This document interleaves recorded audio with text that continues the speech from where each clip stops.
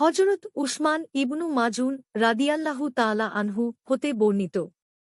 তিনি বলেন, আমি রসূলুল্লাহ সাল্লাল্লাহু আলাইহি ওয়াসাল্লামের নিকট আবেদন করলাম, হে আল্লাহর রসূল, আমাকে খাসি হয়ে যাবার অনুমতি দিন।